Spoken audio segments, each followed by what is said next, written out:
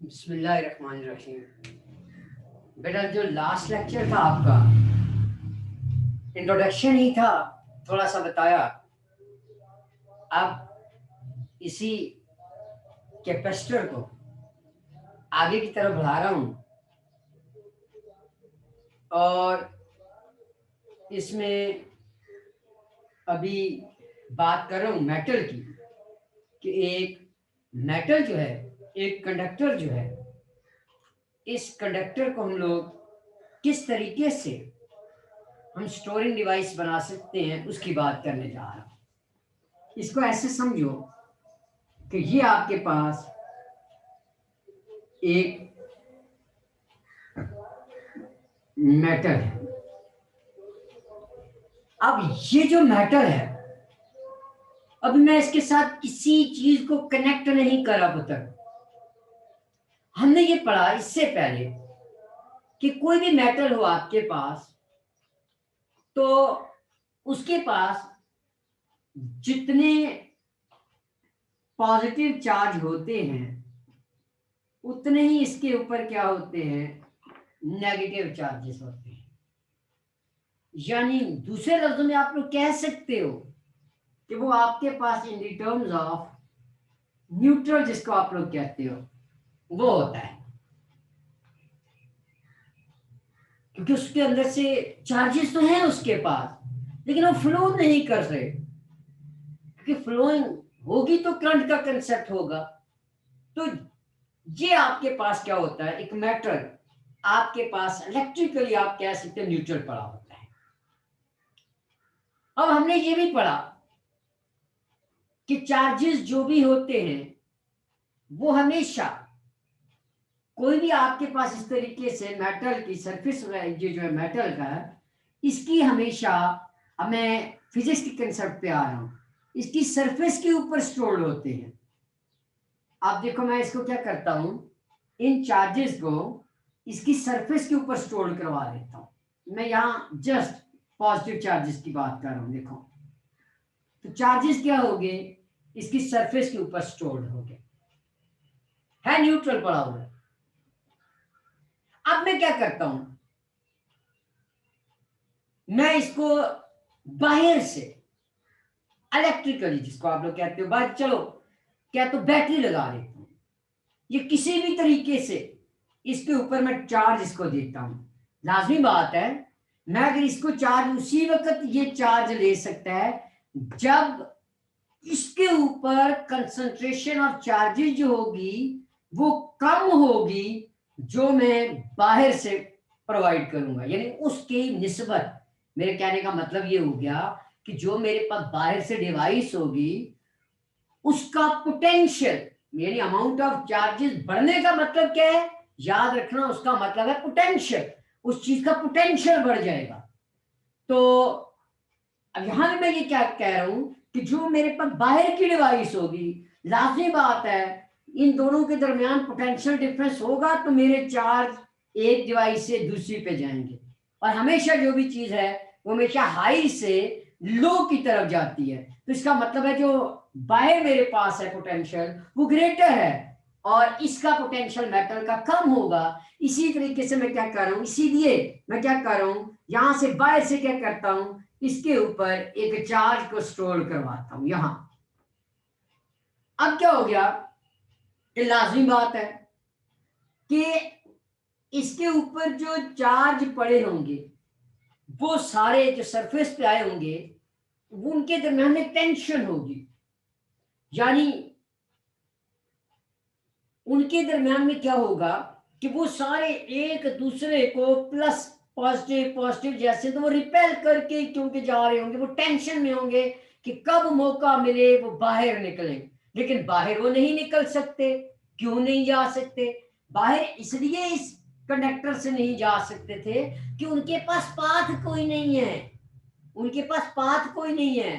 बाहर यहाँ ईयर है, यहाँ बाहर ईयर है, और ईयर है क्या, एयर आपको पता है कि इंसुलेटर है। तो एयर उन्हें जाने ही नहीं दे रही, तो वो एक टेंशन में होंगे कि कब मौका मिले हम इससे बाहर जाएं। तो हमने हमने फिर क्या किया, बाहर से इसके ऊपर एक चार्ज दे दिया। लाजिमी बात है कि जब हम नया एक एक्सेस चार्ज इसके ऊपर देने की कोशिश करेंगे तो तभी दे सकेंगे जब अंदर से जो हम हमारे ऊपर जो रिपल्शन फोर्स लग रही होगी उसको हम मिनिमाइज करेंगे, तो हम चार्ज इंट्रोड्यूस करेंगे ना।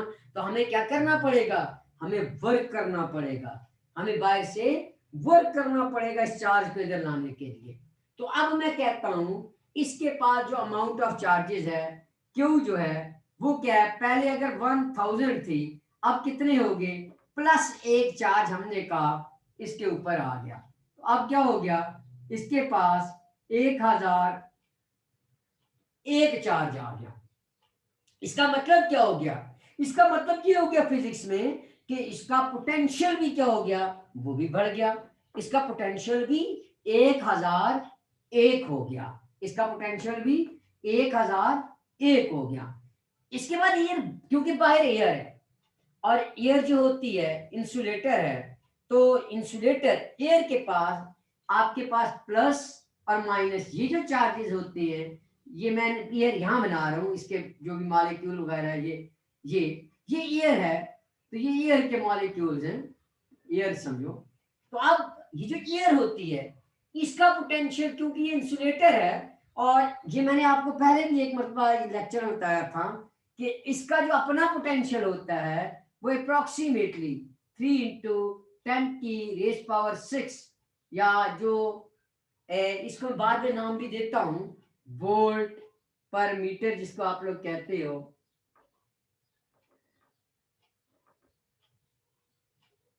तो इतना है। तो अभी हमारे पास क्या है कि बाहर से हमने सिर्फ एक एक्सेस चार्ज लाया, तो इसका पोटेंशियल चार्ज भी बढ़ गया, पोटेंशियल भी बढ़ गया।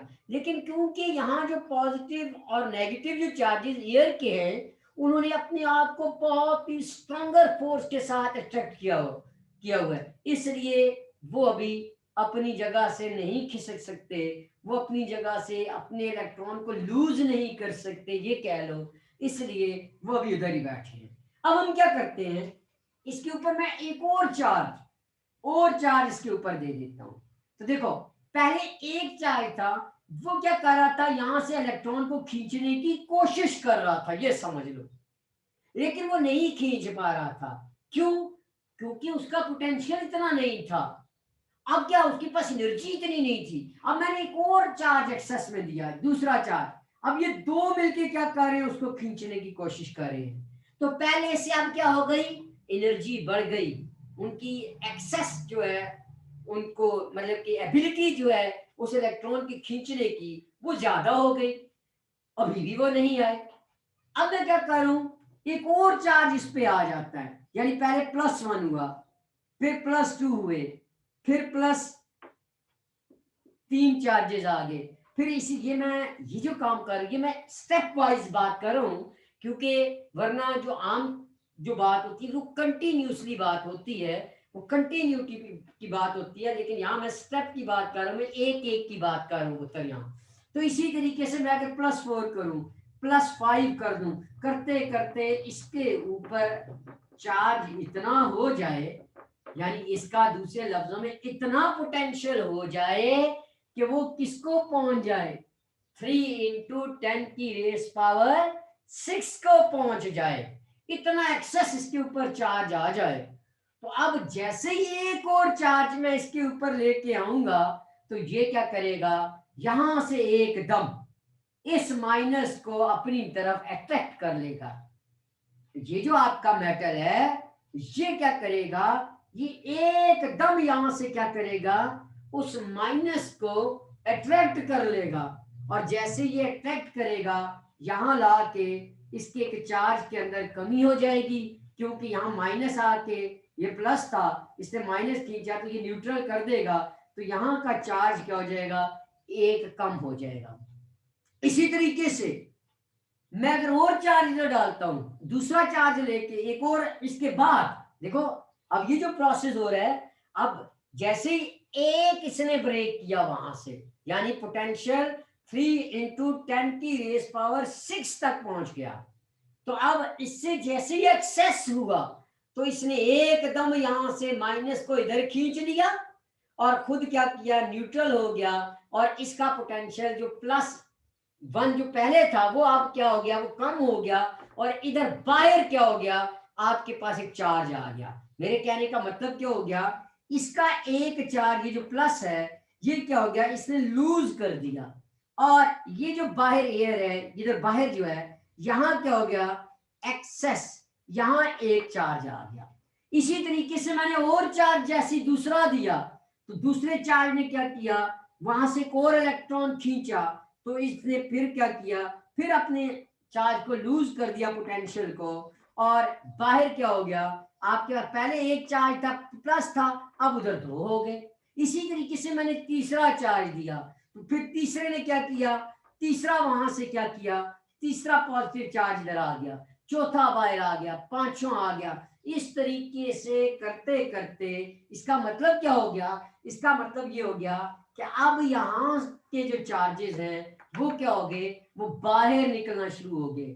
इसका मतलब क्या हो गया, इस चीज को कैसे समझो, इस चीज को ऐसे समझोगे, अब वो चीजें आपको समझ आएंगी जो पहले बताई है, कि आपके पास एक बाल्टी है, आपने क्या किया है, उस बाल्टी के अंदर गुंजाइश सिर्फ आपके पास 30 लीटर पानी की है, तो आपने क्या किया कि उसके अंदर पानी ऊपर से टूटी आपने क्या की, ऑन की, तो टूटी से पानी उसके अंदर आना शुरू हो गया। तो उसके अंदर जब पानी आया, तो उसने क्या किया, जब 30 लीटर तक पानी उसके अंदर भर गया, तो अब वो उसके पास पहले वाली अमाउंट थी। अब क्या हुआ, जैसे ही 30 से लीटर से थोड़ा सा ही पानी ऊपर आएगा, तो आपने देखा है वो क्या होता है, वो पानी उस बाल्टी के बाहर निकलना शुरू हो जाता है, जिसको हम लोग कहते हैं लीकेज। लीकेज करंट है ये आपके पास। तो क्योंकि वो एक्सेस में है, तो उससे बाहर गिरना शुरू हो जाएगा। सेम प्रोसेस इधर ही होता है पुत्र, कि जितनी इसकी एक एबिलिटी थी, इसने उतने चार्ज तो लिए, लेकिन जैसे ही इससे एक्सेस हुए, वो इससे क्या किया, बाहर देना शुरू कर दिया, यानी बाल्टी से पानी बाहर गिरना शुरू कर देता है। यही चीज कहलाती है आपकी क्या, अब आपकी एयर जो है, अब वो इंसुलेटर नहीं कहलाएगी, आपकी एयर क्या हो जाएगी, आपकी एयर आयोनाइज हो जाएगी, आपकी एयर आयोनाइज हो जाती है पुत्र। इसी को आमतौर पे ब्रेक डाउन फील्ड कहते हैं। ये जो फील्ड है आपके पास, ये जो 3 × 10⁻⁶ वोल्ट पर मीटर है, इसी को आमतौर पे हम लोग break down field of air भी कहते हैं, या अब हम लोग ये भी कह सकते हैं ये आयनाइजेशन ऑफ एयर है, कि आपकी एयर जो है वो आयनाइजेशन हो जाती है, वो आयनाइज हो जाती है, आयनाइजेशन ऑफ एयर है। तो ये 3 × 10⁻⁶। तो अब आपके पास जो एयर है, अब इंसुलेटर नहीं है, बल्कि वो किस में चेंज हो गई है, वो आपके पास आयनाइजेशन में चली गई है, चार्ज आपका लीक आउट हो गया है। लेकिन ये भी याद रखना कि जब ये लीक आउट यहां होता है, तो चार्ज फिर भी आपका कंजर्व रहता है, यानी ये बढ़ता नहीं है। मेरे कहने का मतलब क्या है, कि देखो इसके ऊपर अगर एक चार्ज फालतू है, तो बाहर निकलेगा तो वो यहां आ जाएगा, इसका चार्ज फिर भी उतना ही रहेगा। ठीक है, इसका मतलब क्या है कि देखो पहले 1000 थे, तो +1 हुआ तो 1001, तो जैसे ही 1001 ये पहुंचा, तो अब वो जो 1 है, वो इसने क्या किया, उसने इसको जब खींचा अपनी तरफ, मैं एग्जांपल दे रहा हूं, उसने इसको अपनी तरफ खींचा, तो वो तो न्यूट्रल हो गया, तो इसने क्या किया, इसने -1 लूज करके ये दोबारा 1000 हो गया, और वो +1 जो चार्ज है वो उसने आगे की तरफ कर दिया होता है। तो चार्ज जो लीक आउट होगा वो इंक्रीज नहीं होगा, वो उतना ही रहेगा जितना यहाँ एक्सेस में आया, वही चार्ज यहाँ आएगा। यानी इधर 3 आए तो इधर 3 आएंगे, इधर 4 एक्सेस में हुए, इधर 4 आएंगे, इधर 5 आए, इधर 5 आएंगे, तो ये इंक्रीज नहीं होगा, उतने ही आएंगे जितना ये इसके पास एक्सेस में थे उतर। तो इसका मतलब ये हो गया। तो अब ये आम कंडक्टर के साथ है, ये कंडक्टिंग डिवाइस को हमने क्या किया, as a charge storing device बनाया। ठीक हो गया। तो हम फिर क्या करते हैं, फिर इसी कंडक्टर को किसी मीडियम के साथ क्या करते हैं, कवर कर देते हैं, ऐसे इसको कवर करके इधर वो मीडियम प्लेस कर देते हैं, तो हम इसको एज स्टोरिंग डिवाइस के तौर पे यूज करते हैं। तो फिर वो जो मीडियम यूज करते हैं, वो हम लोग एयर से बड़ा ही यूज करते हैं, ग्रेटर देन एयर होता है। पुत्र हम लोग वैक्यूम जिसको कहते हैं, बात क्वेश्चन भी होता है, हम यहाँ वैक्यूम को यूज नहीं कर सकते, वो अलग बात के क्योंकि क्रिएट करना मुश्किल होता है, तो लेकिन वैक्यूम इसलिए नहीं कर सकते कि उसके पास कोई चार्जेस है नहीं, मीडियम नहीं है उसके पास कि उसके ऊपर कोई प्लस एक्सेस में आए या नेगेटिव आए, तो उसके पास तो बाहर कोई ऐसा मीडियम ही नहीं है, इसलिए वो आपके पास इसी के ऊपर जो होते हैं वो स्टोर्ड रहते हैं, बाहर नहीं निकल सकते वो। लेकिन और एडवांसमेंट में जाएं तो वो और मेथड की बात करते हैं या वहां कुछ फिजिक्स लगाते हैं, लेकिन आपके लेवल बस इतना याद रखना कि वैक्यूम के पास क्योंकि इस तरीके से प्लस माइनस चार्जेस नहीं होते, हम उसमें एक्सेस की बात नहीं कर सकते, वो आपके सिर्फ मटेरियल ही जो चार्ज डेंसिटी इसकी होगी वही इंक्रीज होती है, उसकी बात फिर हम यहाँ नहीं करते। तो यहाँ फिर हम लोग एयर की बात ही कर रहा हूँ। तो ये एक सिंपल सा कंसेप्ट था जिसमें हमने कहा कि एक कंडक्टर को आप लोग क्या करते हो, एज ए चार्ज स्टोरिंग के तौर पे आप यूज कर सकते हो। मैंने किसी टाइप की बात नहीं की, किसी पैरेलल प्लेट की बात नहीं की, कोई चीज उत्तर यहाँ यूज नहीं की, मैंने जस्ट सिंपल आपको एक कंसेप्ट समझाया कि किस तरीके से आपके जो सिंपल कंडक्टर है आप उसको as a storing charge use कर सकते हो। और आपने देखा कि इसके पास एक लिमिटेशन है कि यही ब्रेक डाउन की, इसके बाद ये काम नहीं करेगा आपके पास, यानी इसका फिर पोटेंशियल चार्ज डिक्रीज होना शुरू हो जाएंगे, इसके ऊपर एक्सेस में नहीं होंगे, फिर ये आयनाइजेशन तक पहुंचेगा, फिर आगे बात बनेगी। तो इस तरीके से ये चलता रहता है, तो ये कंटिन्यूसली प्रोसेस है। यहाँ तो मैंने आपको स्टेप वाइज बताया, तो ये जो इसी के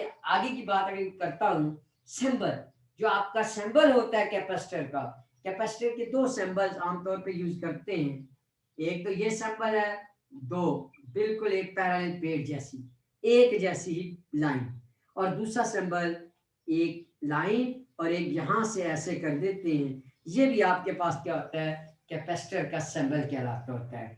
तो ये दो सिंबल हम लोग यहाँ यूज करते हैं।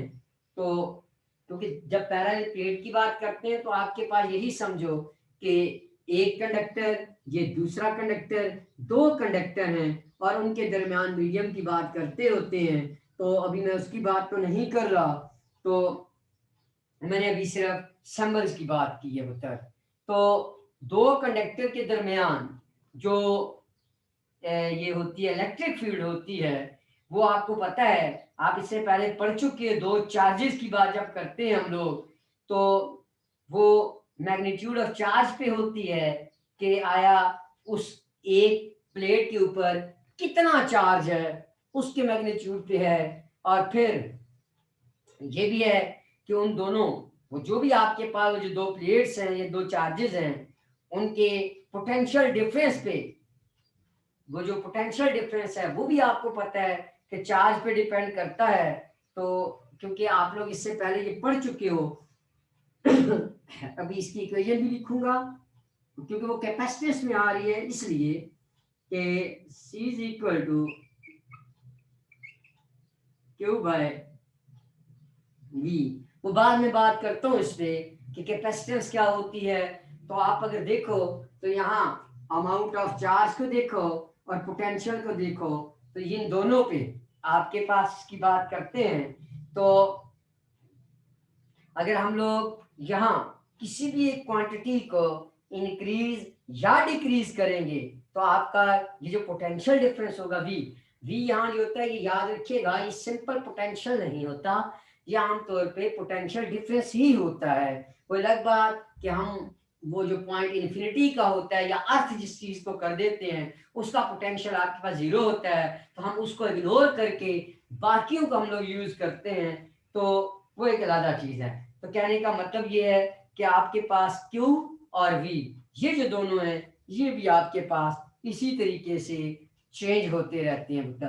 क्या आप लोग अपने इसको यहां से आप कह सकते हो Q is equal to C into V, ये देखो Q is equal to C V कह सकते हो। तो अब यहां से देखो Q और V ये दोनों आपस में डायरेक्ट रिलेशन रख रहे हैं कि जिस तरीके से आप Q को चेंज करोगे आपका v जो होगा वो भी उसी तरीके से चेंज होगा। लेकिन इन दोनों की जो रेशो है, चार्ज टू पोटेंशियल डिफरेंस जो होती है, ये हमेशा याद रखिएगा, ये जो होती है ये चेंज नहीं होती। यानी ये जो चीज है कैपेसिटेंस जिसको हम लोग कहेंगे, ये चेंज नहीं होती, ये दोनों चेंज होती हैं। मैं यहाँ लिख देता हूँ, ये चेंज नहीं होती, इनकी रेशियो सेम है, सेम रहती है। जितना ये इंक्रीज होता है उतना ये इंक्रीज होता है। तो ये चेंज होते हैं एक दूसरे के लिहाज से, यहाँ देख लो। लेकिन ये जो होती है ये उतनी ही रहती है, ये कांस्टेंट ही रहती है। तो इसी रेशियो को असल में हम लोग क्या कहते हैं, कैपेसिटेंस कहते हैं। तो ये जो कैपेसिटेंस होती है, ये याद रखना, ये हमेशा चेंज कभी भी नहीं होती। चेंज होते कौन है, चार्ज और पोटेंशियल दोनों चेंज होते हैं और एक ही क्वांटिटी के लिहाज से हो रहे होते हैं। लेकिन आपकी जो कैपेसिटेंस होती है इसकी रेशियो हमेशा कांस्टेंट रहती है। अब मैं इसी कैपेसिटेंस पे आ रहा हूँ कि ये कैपेसिटेंस क्या चीज होती है। और आप लोगों के पास ये जो अभी आपको एक मैंने कंडक्टर बताया, इस कंडक्टर पे उसकी कैपेसिटेंस क्या होगी, किस तरीके से हम लोग इसकी बात करते हैं। तो अब मैं कैपेसिटेंस की बात कर रहा हूँ। तो कि कैपेसिटेंस क्या चीज है, ये फार्मूला, क्योंकि मैं अब इतनी डिटेल में यहाँ मैंने नहीं बताया इस कैपेसिटेंस वगैरह को, क्योंकि आप लोग ऑलरेडी इसको स्टडी कर चुके हो अपनी छोटी क्लासेस में, इसके फार्मूले को कि क्यू जो होता है ये डायरेक्टली प्रोपोर्शनल होता है वी के। अभी आपको बात की आपसे, इसीलिए जो दरमियान में हम कांस्टेंट लगाते हैं उस कांस्टेंट को हम लोग नाम कहते हैं, ये कैपेसिटेंस है। और ये जो कैपेसिटेंस है इसको आप लोग C is equal to Q divide by V कहते हो। तो ये जो कैपेसिटेंस है ये क्या चीज है, अब मैं उसकी बात करता हूँ और फिर उससे आगे की बातें करूंगा। तो मैं डायरेक्ट बात अब कर रहा हूँ कैपेसिटेंस क्या चीज होती है, इसकी बात करता हूँ मुहतरम आपके पास कि कैपेसिटेंस आपकी क्या होती है, ये बात कर रहा हूँ। तो कैपेसिटेंस क्या होती है, इसको ऐसे ही समझो जैसे आपको मैंने एक बकेट की पहले एग्जांपल दी कि उस बकेट की एबिलिटी कितनी है, कि वो कितने अमाउंट मतलब कि जो वाटर था वो अगर 30 लीटर की है तो इसका मतलब है 30 लीटर उसकी कैपेसिटी है। तो उसकी कैपेसिटेंस कितनी हुई, 30 लीटर होगी। उससे ज्यादा जितने भी चार्जेस आएंगे वो बाहर गिरना शुरू हो जाएंगे, जितना पानी ज्यादा होगा वो बाहर गिरेगा गिरेगा। तो यही जो एबिलिटी होती है उसकी, इसी को असल में क्या करते हैं हम लोग नाम कैपेसिटेंस का देते हैं। जैसे आप लोगों का पेट, जैसे आप रोटी खा रहे हो तो आपका पेट सिर्फ 2 रोटियां बर्दाश्त कर सकता है खाना। तो इसका मतलब ये है कि आपकी जो कैपेसिटेंस है वो सिर्फ 2 रोटियां हैं, उससे अगर ऊपर खाओगे तो फिर काम खराब है। तो बिल्कुल इसी तरीके से कैपेसिटेंस क्या चीज है, तो capacitance is a measure of the ability of a capacitor to store charge. The capacitance लिख देता हूं इसको, the capacitance is a measure of the capacitance is the measure of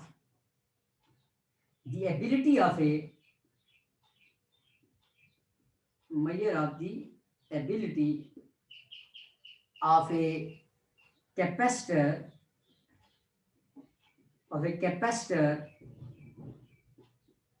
to store energy, या बाज औकात उसको चार्ज भी कहते हैं। और इसकी वैल्यू किस पे डिपेंड करती है उसकी बात भी कर देता हूं।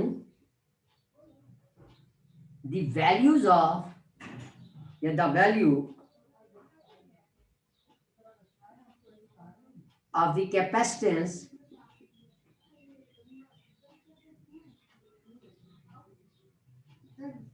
depends only on the shapes and sizes of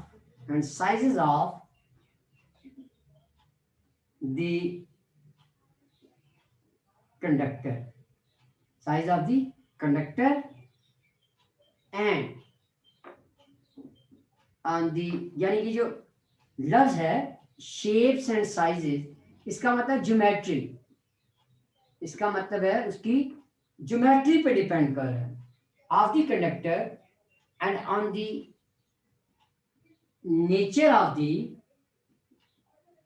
जो उसके अंदर हम मीडियम प्लेस करते हैं प्लेट्स में, डाइलेक्ट्रिक जिसको कहते हैं, and on the nature of the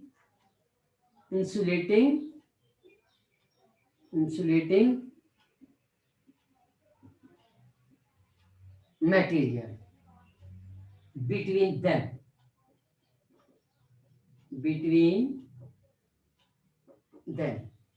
इस पे डिपेंड करता है।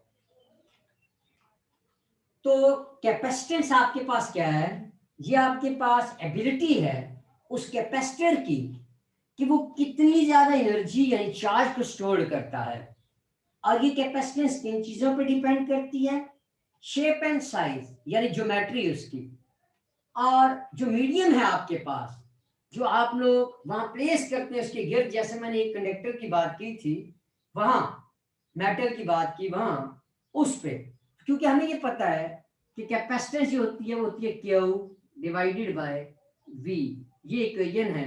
बाद बुक जिसको डेल्टा V भी लिखती हैं वो इसीलिए लिखती है, मैंने आपको पहले बताया कि हम लोग जब भी V की बात करते हैं तो एक पॉइंट पे हम पोटेंशियल कभी भी वैसे नहीं कहते होते, हमेशा जब भी पोटेंशियल की बात करते हैं तो हम वहां पोटेंशियल डिफरेंस की बात करते होते हैं, कि यानी आपके पास दो पॉइंट्स होते हैं, एक पॉइंट नहीं होता। एक हम लोग क्या करते हैं, अपनी अर्थ को मान लेते हैं जिसका potential V is equal to 0 consider करते हैं, और दूसरा वो आपका पॉइंट है यानी जहां आपने पहुंचना होता है, यानी आपका रेफरेंस पॉइंट जिसको आप लोग कहते हो, एक वो पॉइंट हो गया जिस तरीके से हमने पहले बात की थी, एक इन्फिनिटी हो गया, और एक आपका वो पॉइंट है जहां आपने उस फील्ड के अंदर आना है, जिस पॉइंट पे आपने उस चीज को लेके जाना है। तो ये दो पॉइंट्स की बात करती होती है मुझे।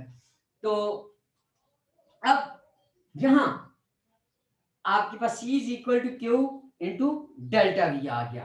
अब मैं क्या कर रहा हूं कि यही जो कैपेसिटेंस है, एक आपके पास चार्ज स्फीयर जो है उसकी कितनी होगी इसकी बात करता हूं पुत्र। और मैंने आपको पहले ही बताया कि एक उसके एज को हम लोग जमीन के साथ कनेक्ट करते हैं जिसका पोटेंशियल क्या होता है, वो 0 होता है, और उसके विद रिस्पेक्ट टू हम लोग अगली बात करते हैं। तो यहां अब जो बात कर रहा हूं,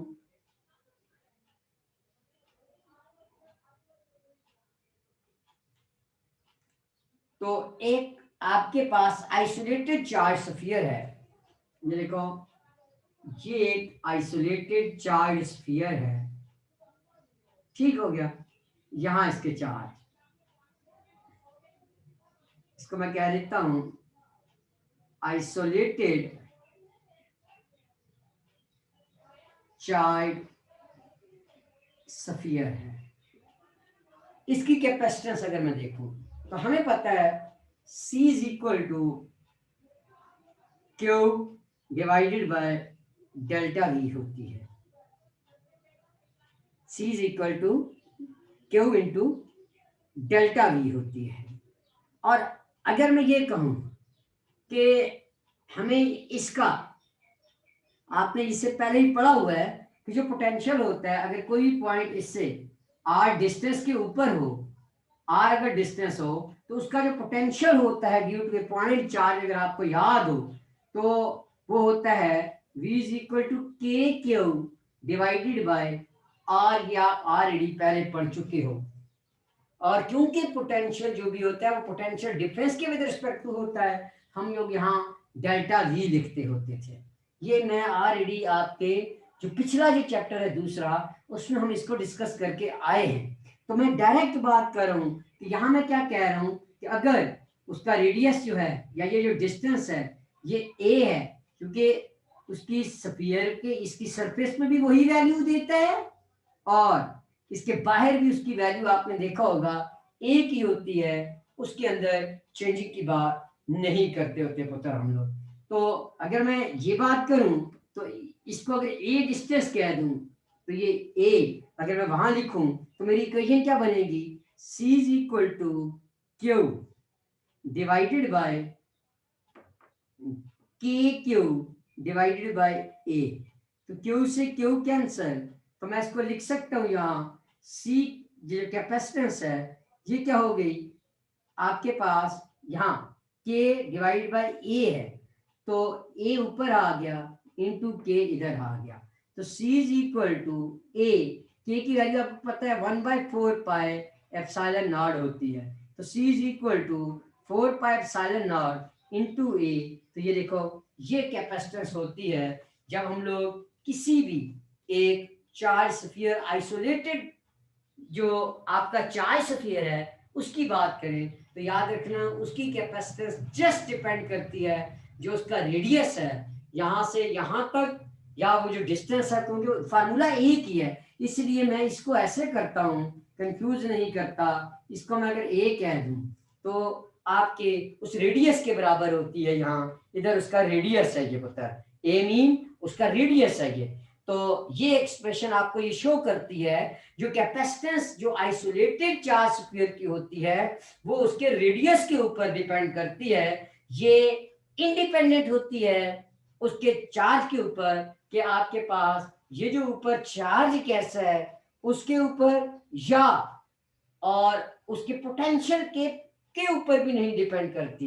देखो यहाँ कोई लफ्ज वी नहीं आया बीच में, तो ये पोटेंशियल पे भी उसके डिपेंड नहीं करती और उसके चार्ज पे भी नहीं डिपेंड करती। ये तो ये याद रखना, ये जो कैपेसिटेंस होती है आइसोलेटेड चार्ज स्फीयर की वो प्रोपोर्शनल होती है किस चीज के, या वो इंडिपेंडेंट होती है चार्ज ऑन स्फीयर और उसके पोटेंशियल के। तो हम लोग क्या करते होते हैं, जो अमूमन हम ऐसे कैपेसिटर को प्रेफरेंस करते होते हैं या वो कैपेसिटर बहुत अच्छा होता है जिसको हम लोग या जिसका पोटेंशियल कम इंक्रीज हो और चार्ज मतलब हम उसको अगर दें, चार्ज अगर हम लोग उसको देते रहे तो उसका जो पोटेंशियल है वो क्या हो, वो कम इंक्रीज हो। तो ऐसा पोटेंशियल जो कैपेसिटर होता है वो हमारे पास अच्छा कैपेसिटर कहलाता है। यानी मेरे कहने का मतलब क्या है कि चार्ज देने से उसके जो पोटेंशियल के अंदर इंक्रीजमेंट जो है, इनहांसमेंट जो है वो कम इनहांसमेंट हो, वो ज्यादा ना हो, ऐसा कैपेसिटर आपका क्या होता है, अच्छा कैपेसिटर कहलाता होता है आपके पास। तो ये इक्वेशन क्या कहती है कि आपकी जो कैपेसिटेंस होती है, मैं यहां लिख देता हूं, इंडिपेंडेंट ऑफ बोथ पोटेंशियल यानी V एंड चार्ज Q, इन दोनों के इंडिपेंडेंट होती है कौन, कैपेसिटेंस किसकी, आइसोलेटेड स्फीयर की कैपेसिटेंस। तो ये आपके पास हो गया यहां तक। अभी इसी को यही जो कैपेसिटेंस है इसके आया यूनिट क्या होंगे उसकी बात भी करता हूं कि कैपेसिटेंस की यूनिट क्या है, उसको किस तरीके से डिफाइन करना है, तो उसकी बात करता हूं उत्तर आपसे। तो ये जो कैपेसिटेंस है आपके पास इसके यूनिट याद रखिएगा। अभी आपने देखा C is equal to Q by V, Q charge coulomb divide by V potential volt, coulomb पर वोल्ट। और कूलम पर वोल्ट क्या होता है, कूलम पर वोल्ट कहलाता है आपका फैरेड, फैराडे लॉ जिसको आप लोग कहते हो, माइकल फैराडे जिसको कहते हो। तो फैराड जो होता है वो आपका यूनिट कहलाता है किसका, आपकी कैपेसिटेंस का यूनिट कहलाता है। तो कैपेसिटेंस का यूनिट क्या होता है, वो फैराड कहलाता है। और ये आपके पास एक न्यूमेरिकली वैल्यू है, यानी 1, हम लोग फैराड बहुत बड़ा यूनिट है, क्योंकि जब आप चार्ज की बात करते हो तो आपको पता है, आपने इससे पहले पढ़ा हुआ है कि एक चार्ज जो है वो कूलम, चार्ज की यूनिट कूलम है, और कूलम आपने पहले इससे पहले पढ़ा है कि 10 की रेस पावर 18 इलेक्ट्रॉन आते हैं उसमें, बेशक 6.27 है जो भी आप कहते हो, इंटू 10 की रेस पावर 18 इलेक्ट्रॉन, इतने ज्यादा इलेक्ट्रॉन, तो ये बहुत बड़ा यूनिट बन जाएगा।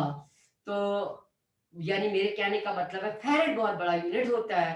इसीलिए आपको जो मोस्ट कॉमनली यूनिट मिलते हैं माइक्रोफैरेड, पिकोफैरेड, 10⁻⁶, 10⁻12, ये बहुत ज्यादा कॉमनली आपको यूनिट मिलते हैं। हम छोटे यूनिट इसमें इस्तेमाल करते होती है। तो अब हो सकता है आपके जहन में हो कि हमारी अर्थ है, तो अर्थ भी ऑलरेडी इसके ऊपर भी चार्ज है आपके पास, तो हम अर्थ की भी कैपेसिटेंस निकाल सकते हैं, क्योंकि अभी हमने पढ़ा कि ये रेडियस पे डिपेंड करती है। तो रेडियस ऑफ अर्थ हमें पता है, तो हम उधर से कैपेसिटेंस ऑफ अर्थ भी निकाल सकते हैं। तो लेकिन आप देखोगे कि जब उसकी वैल्यू आप निकालोगे तो वो आपकी उस फैरेड से भी कम आएगी, बहुत कम आएगी। इसलिए हम लोग इस अर्थ की बात उस तरीके से एज ए कैपेसिटर के तौर पे अगर आप जो उससे कहते हो वो नहीं कर सकते उसमें। तो खैर वो तो आप वैल्यू निकाल लोगे उसकी, क्योंकि आपको बता दिया कि एक ही जगह रेडियस ऑफ अर्थ पुट कर देना तो आपको कैपेसिटेंस ऑफ अर्थ मिल जाएगी। खुद देख लेना क्या आया, उस कैपेसिटेंस की जो वैल्यू आएगी वो आपके पास एक फैरेड जितनी आती है या उससे बहुत कम आएगी, लाजमी बात है कम आएगी। तो वो भी आप देख सकते हो उससे, फिर आप खुद ही अंदाजा लगा सकते हो कि अर्थ की कैपेसिटेंस कितनी है। तो यही जो कैपेसिटेंस है C is equal to Q into V अगर कहूँ, तो चार्ज 1 कूलम ये 1 वोल्ट आपके पास। तो कैपेसिटेंस जो है आपके पास, कैपेसिटेंस ऑफ ए कंडक्टर जो है, अगर मैं इसको लिखूं तो ये क्या चीज है, तो कैपेसिटेंस ऑफ ए कंडक्टर जो है ये न्यूमेरिकली इक्वल होती है कि जो भी चार्ज आप लोग दे रहे हो उस कंडक्टर को आप लोग, या जो इंड्यूस कर रहे हो यानी जो उसके ऊपर लेके आ रहे हो चार्ज, वो क्या करे, वो इंक्रीज करे अपने पोटेंशियल को 1 वोल्ट तक। यानी कहने का मतलब क्या, अभी लिखता हूं कि खुद समझ आ जाएगी। Capacitance of a conductor is numerically equal to that charge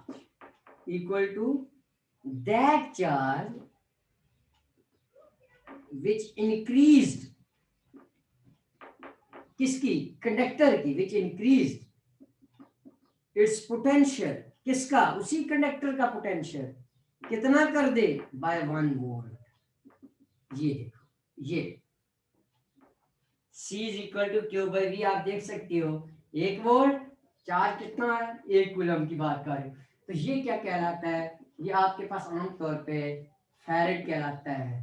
तो फैरेड जो है आपके पास, अगर हम लोग बात करें कि कैपेसिटेंस 1 फैरेड कब होगी, तो आप लोग ये कहोगे कि जब किसी भी एक प्लेट को, क्योंकि जब भी बात करते हैं कैपेसिटर की तो एक प्लेट की बात करते हैं, दूसरी प्लेट पे खुद ब खुद चार्ज इंड्यूस हो जाता है।